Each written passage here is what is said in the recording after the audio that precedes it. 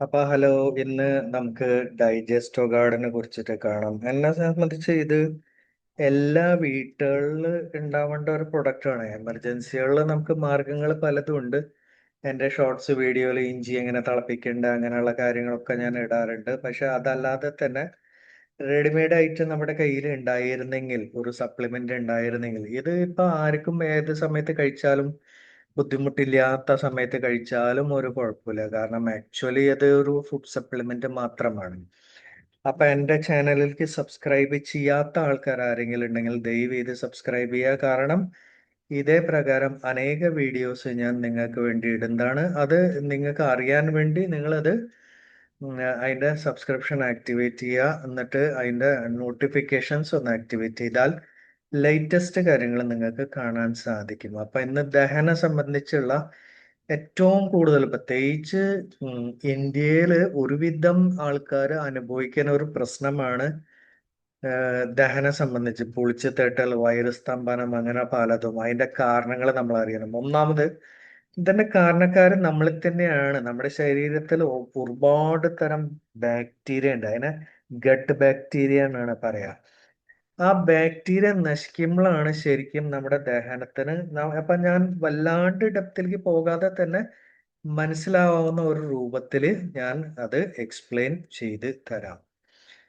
നമുക്ക് ഇപ്പൊ ഡൈജസ്റ്റോ ഗാർഡ് എന്ന് പറയുന്ന ഒരു പ്രൊഡക്റ്റ് മേടിച്ചു കഴിഞ്ഞാൽ അതിൽ നമ്മൾ കാണുന്നത് ഒരുപാട് തരം എസെൻഷ്യൽ സോൾട്സ് കാര്യങ്ങളൊക്കെ ഉണ്ട്. പോരാത്തതിന് ഡയാസ്റ്റേസും പെപ്സീനാണ് വളരെ ഇമ്പോർട്ടന്റ്. ചിന്തിച്ചു നോക്കിയ ഡയാസ്റ്റേസ് എന്ന് പറയുന്നത് എന്താണ്? ഒരു ഗ്രീക്ക് വാക്കാണ്.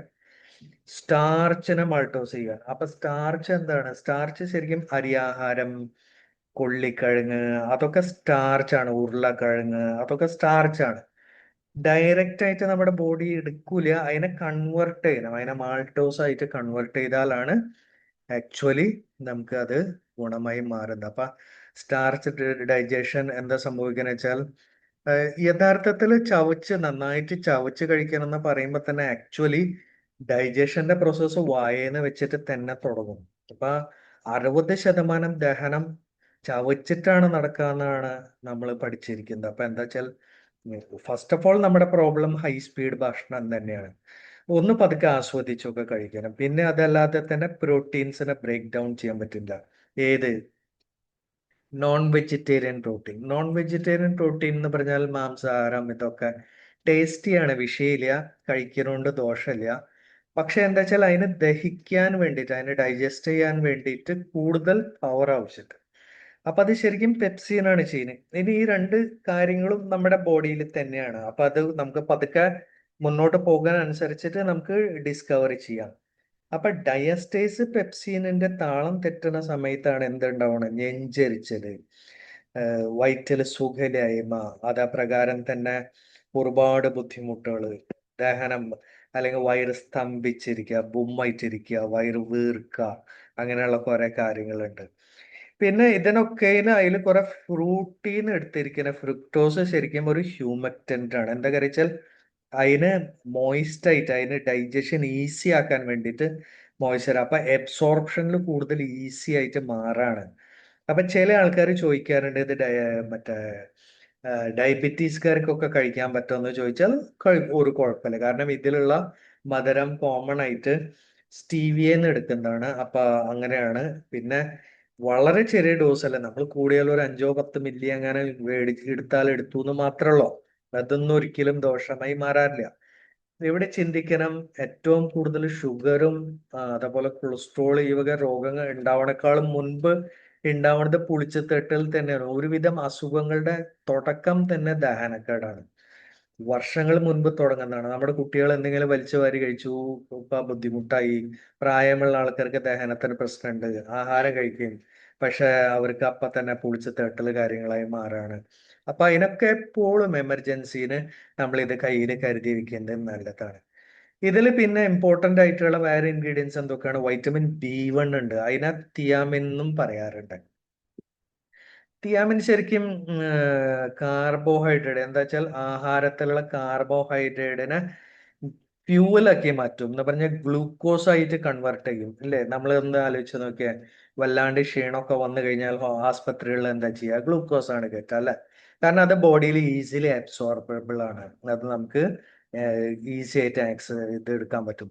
അപ്പൊ അത് ബി കോംപ്ലക്സ് ഇതിൽ പെടുന്നതാണ്. പിന്നെ എന്താണ് ഇത് ചെയ്യുന്നത്, ഇത് ഫാറ്റിനും പ്രോട്ടീനും കൊഴുപ്പിനും അതേപോലെ പ്രകാരം തന്നെ പ്രോട്ടീനെ മെറ്റബോളൈസ് ചെയ്യും എന്ന് പറഞ്ഞാൽ അതിനെ ഒന്നുകൂടെ വേറൊരു ഫോമിലേക്ക് ആക്കി മാറ്റാൻ സഹായിക്കും. ആര്?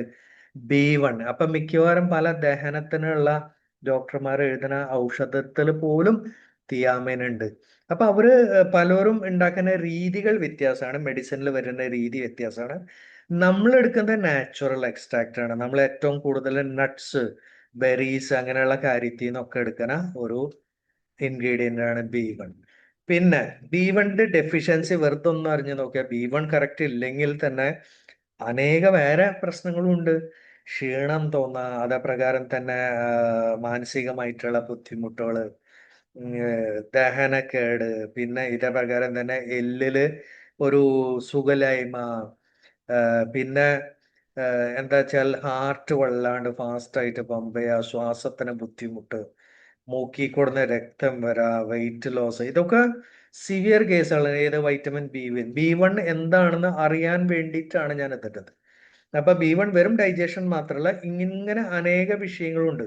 അതില് ചിലര് രക്തം ഛർദ്ദിക്കുക എന്ന് പറഞ്ഞാൽ സിവിയർ ഗ്യാസ്ട്രിക് ഇത് കൂടിയിട്ട് ബ്ലീഡിങ് ഉണ്ടാവും ചിലര്. അപ്പൊ ഈ ആൽക്കഹോൾ കൺസംഷൻ അങ്ങനെയൊക്കെ കൂടുന്ന സമയത്ത് പല ആൾക്കാർക്ക് അങ്ങനെ ഒരു വിഷയം ഉണ്ടാവും. പിന്നെ സ്റ്റമക്ക് പെയിൻ, വയറുവേദന ഒക്കെ, ഇത് ശരിക്കും B1 ഡെഫിഷ്യൻസിയാണ്. അപ്പൊ വയറ് സംബന്ധിച്ചുള്ള താൽക്കാലിക വേദനയും കാര്യങ്ങളൊക്കെ കാരണം, ഇപ്പൊ വെയിറ്റ് ലോസ് ഉണ്ടാവാൻ കാരണം എന്താണ്? ഭക്ഷണം കഴിച്ചു, പക്ഷെ അത് ദഹിക്കണ്ടേ, ആഹാരം കഴിക്കുന്നുണ്ട്, ശരീരത്തിൽ കൊള്ളണ്ടേ, അതുകൊണ്ടാണ് B1. അപ്പൊ അതിന്റെ അർത്ഥം എന്താണ്? ഭക്ഷണം കഴിക്കുന്നുണ്ട്, ഡൈജഷനും നടക്കുന്നുണ്ട്, പക്ഷെ ശരീരത്തിൽ അബ്സോർബ് ആവുന്നില്ല. അപ്പൊ എന്താണ്? B1ന്റെ ഡെഫിഷ്യൻസി ഉണ്ട്. അപ്പൊ അത് ഇതിലുണ്ട്. പിന്നെ വൈറ്റമിൻ B2. വൈറ്റമിൻ B2 എന്താണ്? Is one of the 8 vitamins, വൈറ്റമിൻസിൽ കോംപ്ലക്സിലുള്ളതാണ്. ഇത് വീണ്ടും ഗ്ലൂക്കോസ് ആക്കി മാറ്റാനും, പിന്നെ പോരാത്തതിന് എന്താ കാര്യം വെച്ചാൽ ബോഡിയിലുള്ള മെറ്റബോളിസം, റൈബോഫ്ലേവിൻ എന്നാണ് പറയുക. ഇത് വീണ്ടും ദഹനത്തിന് സഹായിക്കുന്നതാണ്. അതിന് കെമിക്കൽ ഫോർമുലാസ് ഒക്കെയാണ് ഇവിടെ കാണിച്ചിരിക്കുന്നത്. ഇപ്പൊ കെമിസ്ട്രി കൂടുതൽ നന്നായിട്ട് അറിയുന്ന വ്യക്തികൾക്ക് അത് കണ്ട് നോക്കാവുന്ന വിഷയമാണ്. ഇതും നമ്മൾ നാച്ചുറൽ ആയിട്ടുള്ള എക്സ്ട്രാക്ട് ചെയ്യുന്നതാണ്. അപ്പൊ ഏറ്റവും കൂടുതൽ ഇത് ലിവറിൽ നിന്ന് ഒക്കെ കിട്ടും. പക്ഷെ നമ്മൾ കൂടുതൽ സസ്യത്തിൽ നിന്ന് എടുത്ത കാരണം കൂടെ നമ്മൾ കൂടുതൽ എടുക്കുന്നത് പച്ചയായ പച്ചക്കറികൾ, അതപ്രകാരം തന്നെ പയറ് വർഗ്ഗങ്ങൾ ഇതിൽ നിന്നൊക്കെ എടുക്കാം. ചോളം അങ്ങനെയുള്ള, പിന്നെ എന്താണ് ദാൽ, ഇതിൽ നിന്നൊക്കെ ഇന്ന് നമ്മൾ കിട്ടാറുണ്ട്. Other than that it is available. അപ്പൊ നമ്മൾ ചിന്തിക്കും, ഞാൻ ഈ വക ഭക്ഷണങ്ങളൊക്കെ കഴിക്കാറുണ്ടല്ലോ. ശരിയാണ്, നിങ്ങൾ ഈ വക ഭക്ഷണം കഴിക്കാറുണ്ട്, പക്ഷെ അത് ഡൈജസ്റ്റ് ചെയ്തിട്ട് പ്രോസസ് ചെയ്തിട്ട് ബോഡിയിൽ അബ്സോർബ് ചെയ്തിട്ട് അതിൻ്റെതായ പ്രോസസ്സിലേക്ക് വീണ്ടും ഇറക്കണമെങ്കിൽ ഇത് ഡൈജസ്റ്റ് ആയി നമ്മുടെ ശരീരം അബ്സോർബ് ചെയ്യേണ്ട. പക്ഷെ അതിന് ഡൈജഷൻ നടക്കണ്ടേ. അപ്പൊ അവിടെയാണ് നമ്മുടെ കുറവ് മനസ്സിലാക്കുക. നോക്കിയേ, റൈബോഫ്ലേവിന് ഇല്ലാതാവണ സമയത്ത് ഒരുപാട് തരം കോംപ്ലിക്കേഷൻസ് ഉണ്ട്. എന്ന് പറഞ്ഞാൽ എനീമ എന്ന് പറഞ്ഞിട്ടുണ്ടെങ്കിൽ നമ്മുടെ രക്തത്തിലുള്ള അതായത് കൗണ്ട് കുറവായി മാറാ. ഇതേ പ്രകാരം തന്നെ ശരീരത്തിൽ ദഹനം കറക്റ്റ് ആവാണ്ട് വരുമ്പോഴാണ് വയറ് സ്തംഭിക്കുക. ഇതേപോലെ എൻഡോക്രൈൻ ഗ്രോത്ത് എന്ന് പറഞ്ഞിട്ടുണ്ടെങ്കിൽ നമ്മുടെ ഹോർമോൺസ്, കുട്ടികളുടെ വളർച്ചയ്ക്ക് പ്രശ്നങ്ങൾ വരുന്നതിന്റെ മെയിൻ കാരണം. അപ്പൊ ഹോർമോൺസ് വളർച്ച, അതേപോലെ ബോഡി റിപ്പയറിങ്, അങ്ങനെയുള്ള ഒരുപാട് ഫങ്ഷൻസ് ഉണ്ട് ഹോർമോൺസിന്. പിന്നെ അതേപോലെ പ്രകാരം തന്നെ ഡയബറ്റീസിന്റെ ഇതിനെ കുറയ്ക്കാൻ, ദഹനക്കേട് തന്നെയാണ് ഡയബറ്റീസ് ആയിട്ട് ബന്ധം വരുന്നത്. മനസ്സിലായില്ല? അതുകൊണ്ടാണ് ഞാൻ കോമൺ ആയിട്ട് ഡൈജസ്റ്റോഗാർഡ് ആഹാരത്തിന് ശേഷം ഡയബറ്റീസുകാർക്ക് പറയാനുള്ള കാരണം. ക്ലാസ് ഫുള്ള് കേൾക്കുമ്പോഴാണ് നിങ്ങൾക്ക് ഇത് കഥേന്റെ ഫുള്ള് ഡെപ്ത് നിങ്ങൾക്ക് മനസ്സിലാവുള്ളൂ. അപ്പൊ റൈബോഫ്ലേവിൻ വളരെ, പിന്നെ ഇതേ പ്രകാരം എന്താണ്? Oxidative injuries. അപ്പൊ അനാവശ്യമായിട്ട് ഓക്സിഡേഷൻ നടക്കുമ്പോൾ അതൊരു തരം ഇഞ്ചുറി ഉണ്ടാക്കും നമ്മുടെ ബോഡിയിൽ, സെല്ലുകൾ ഡാമേജ്, അതിനൊക്കെ റിവേഴ്സ് ചെയ്യാൻ സഹായിക്കുന്നതാണ്. പിന്നെ അടുത്തതാണ് വൈറ്റമിൻ B3, നിക്കോട്ടിനമൈഡ്. അപ്പൊ നിക്കോട്ടിനമൈഡ് ശരിക്കും വാട്ടർ സോല്യൂബിൾ ആണ്. ഓറഞ്ച് അങ്ങനെയുള്ള കാര്യത്തിന്, അവക്കാഡോ ഇതിൽ നിന്നൊക്കെ, ക്യാരറ്റിൽ നിന്നൊക്കെ കിട്ടാറുണ്ട്, തക്കാളിയിൽ നിന്ന് എടുക്കാറുണ്ട്. സ്കിൻ കണ്ടീഷൻസിനൊക്കെ ഇതിന് നല്ലതാണ്. അപ്പൊ സ്കിന്നെ സംബന്ധിച്ച് അപ്പൊ ഇത് വൈറ്റമിൻ B3 അല്ലെങ്കിൽ നിയാസിൻ ആയി മാറാൻ. അപ്പൊ നിയാസിൻ നമുക്ക് വളരെ ഇമ്പോർട്ടന്റ് ആണ് ദഹനത്തിന് ത്തിന് വേണ്ടിയിട്ട്. അപ്പോൾ ദഹനം നടക്കുന്ന സമയത്ത് മനസ്സിലാക്കുക ഇതൊക്കെ റിലേറ്റഡ് ആണ്.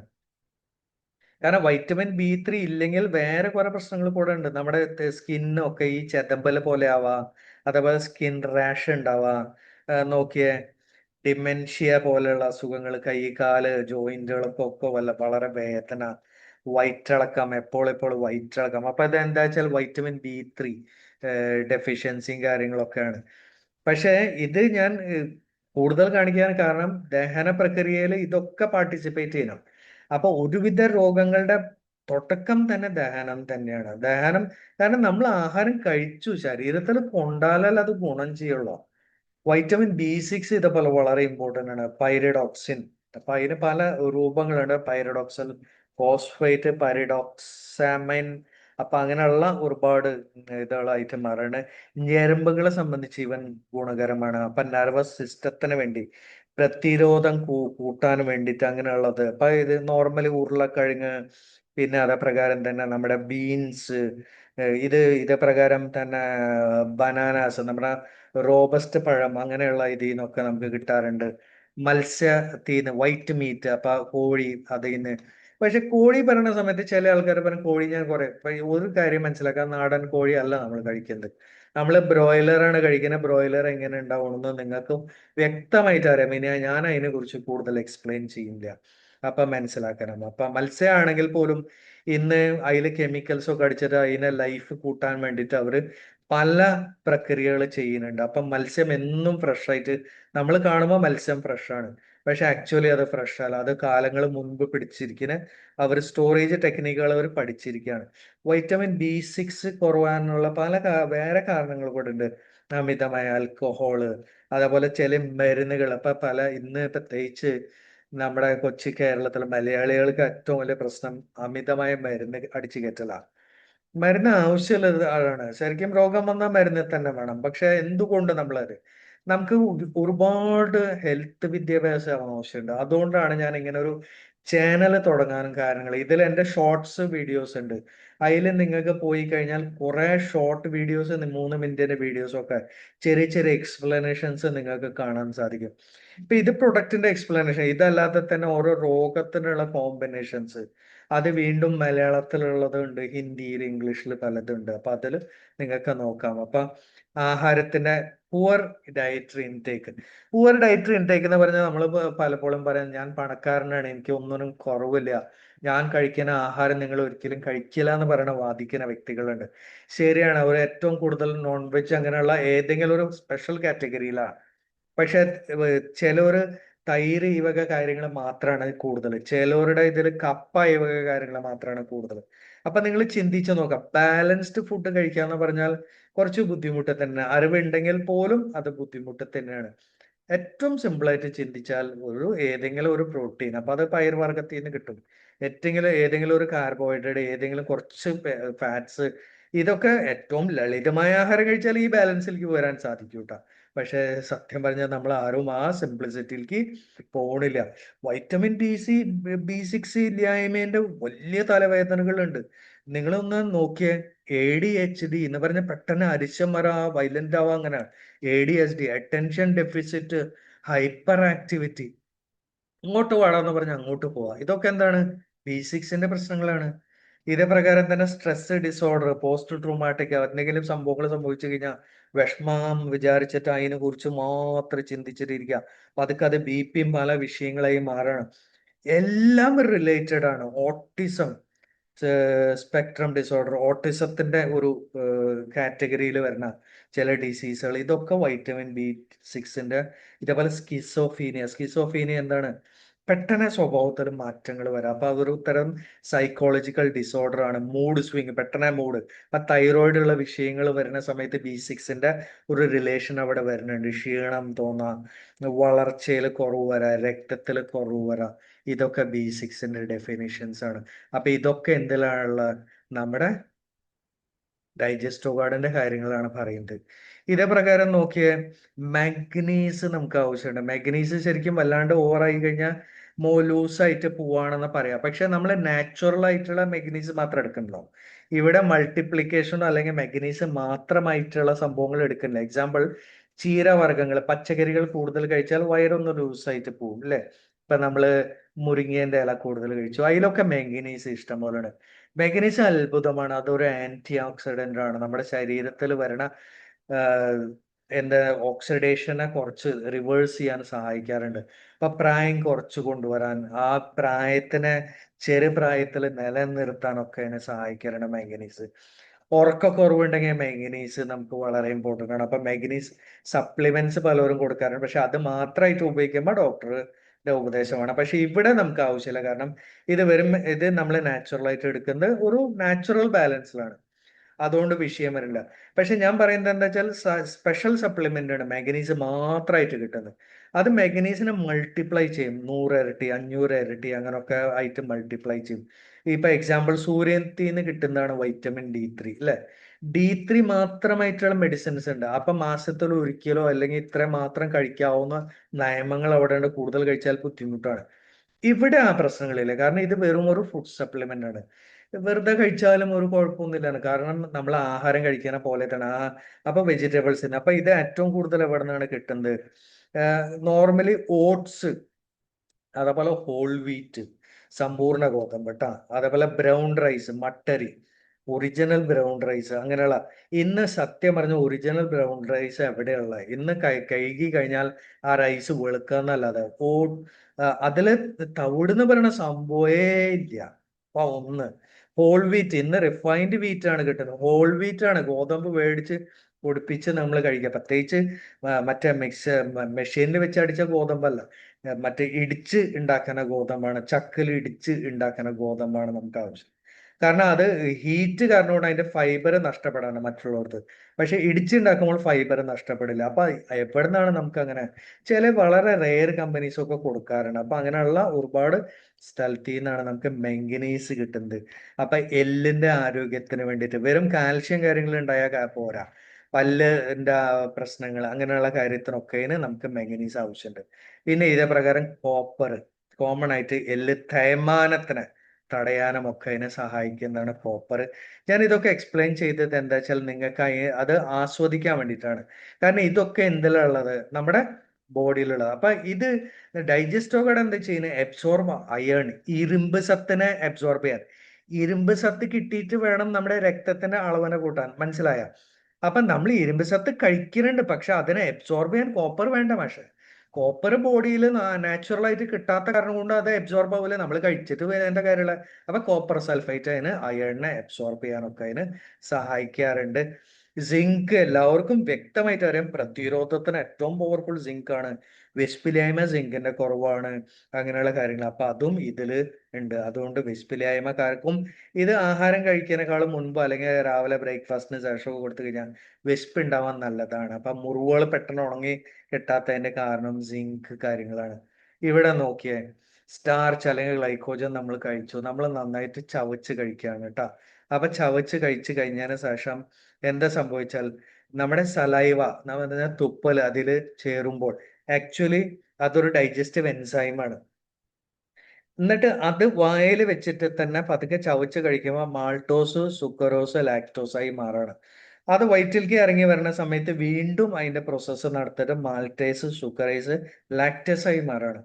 വീണ്ടും അതിനെ മോണോസക്കറൈഡ് ആയി മാറ്റണം. അപ്പൊ ഗ്ലൂക്കോസ്, ഫ്രുക്ടോസ്, ഗാലക്ടോസ് അങ്ങനെയൊക്കെ ആയി മാറ്റിയാണ്. അപ്പൊ അപ്പോഴാണ് നമ്മുടെ ബോഡിയിലേക്ക് അബ്സോർബ് ചെയ്യാൻ പറ്റുള്ളൂ.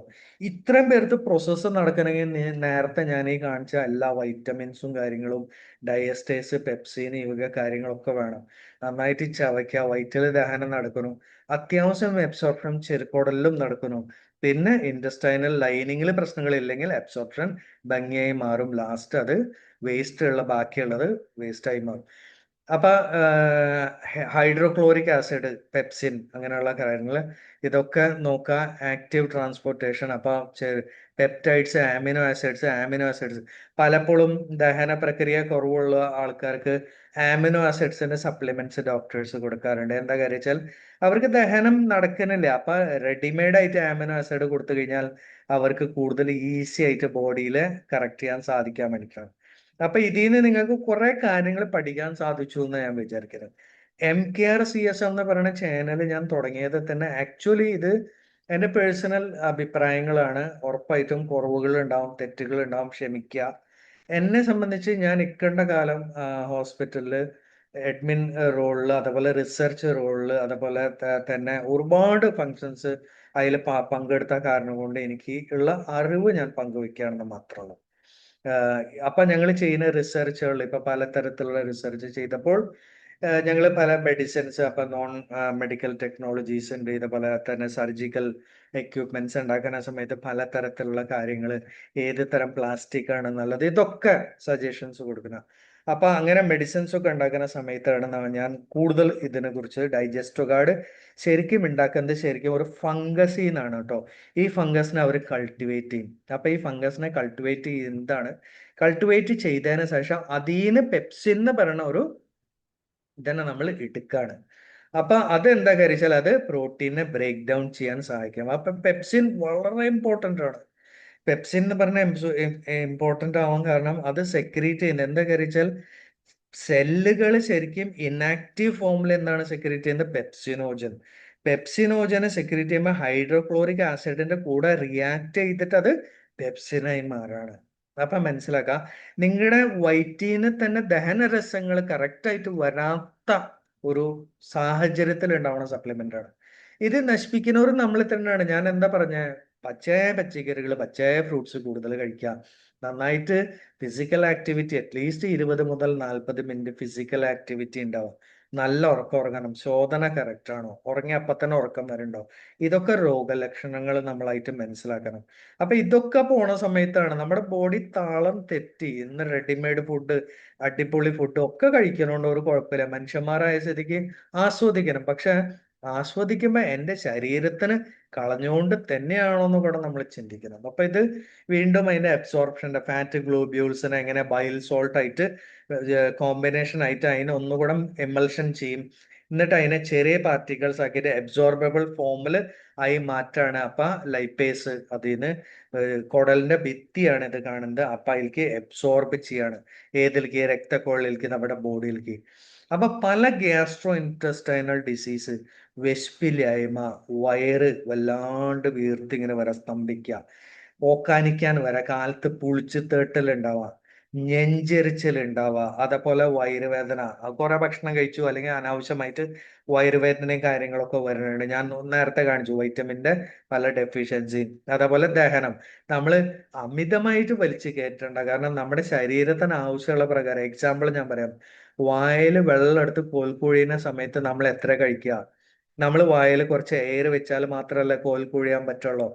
വയറ് ഫുള്ള് ലാസ്റ്റ് അറ്റം എത്തുന്ന വരെ നമ്മൾ ഭക്ഷണം വെട്ടി മിണുങ്ങാണ് ഇന്ന് പല ജീവികൾ. എന്തിനാണ് ഇങ്ങനെ വെട്ടി മിണുങ്ങുന്നത് മനസ്സിലാവില്ല. അയലോകക്കാരന്റെ വയറല്ല, ഇത് എന്റെ വയറ് തന്നെയാണ്. അപ്പൊ ഇതിൽ ദഹന പ്രക്രിയ നടക്കണമെങ്കിൽ കുറച്ച് എയർ ഉണ്ടാവണം. ആക്ച്വലി 1/3 രണ്ട് ഭാഗം മാത്രമേ ആഹാരമാണ്, കുറച്ച് സ്പേസ് ഉണ്ടാവണം. അപ്പോഴാണ് ഈ ഡൈജഷൻ നടക്കണം. മൂക്കും മുട്ട തിന്നിട്ട് ആരെ തോൽപ്പിക്കാനാണ് നമ്മൾ? അപ്പൊ ദൈവം ഇത് മറ്റേ ജീവികളെ പോലെ തിന്നാതെ മനുഷ്യന്മാരെ പോലെ തിന്നാൻ നമുക്ക് പഠിക്കാം. അതേപോലെ എന്ത് സാധനം ചെയ്യുകയാണെങ്കിലും എല്ലാത്തിനും ഒരു നിയന്ത്രണം വെച്ചാൽ എല്ലാം ബ്യൂട്ടിഫുൾ ആണ്. അപ്പൊ എന്താ കാര്യം വെച്ചാൽ കൂടുതൽ അറിവുകൾക്ക് MKR CSM യൂട്യൂബിൽ നിങ്ങൾ സബ്സ്ക്രൈബ് ചെയ്യുക. നിങ്ങൾക്ക് കൂടുതൽ അറിവുകൾ കിട്ടുന്നതാണ്.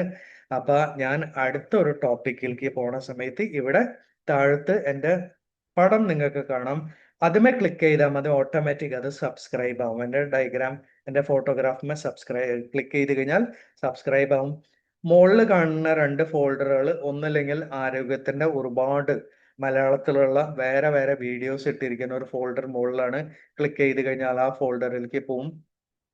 അപ്പുറത്ത് ഇതേപോലെ വേറെ ഒരു പ്രൊമോഷണൽ വീഡിയോന്റെ ഫോൾഡർ ഉണ്ട്. നിങ്ങൾക്ക് ഞാൻ ഒന്ന് മാത്രമേ പറയുള്ളൂ, എല്ലാ വീട്ടിലും ഡൈജസ്റ്റോ ഗാർഡ് ഇരിക്കട്ടെ. ഇത് കഴിക്കേണ്ട രീതി ഞാൻ വീണ്ടും ഒരു പ്രാവശ്യം പറയാണ്.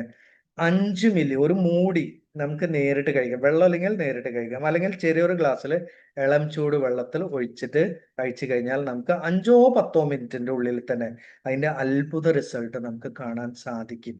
അപ്പൊ ഇത്രയും മാത്രം പറഞ്ഞുകൊണ്ട് ഞാൻ എൻ്റെ വാക്കുകൾ നിർത്താണ്. നന്ദി, നമസ്കാരം. നമുക്ക് വീണ്ടും അടുത്തൊരു വീഡിയോയിൽ കാണാം എന്ന് പറഞ്ഞുകൊണ്ട് നിർത്തുന്നു. സബ്സ്ക്രൈബ് ചെയ്യാന്ന് പറഞ്ഞുകൊണ്ട് നിർത്തുന്നു. Thank you very much.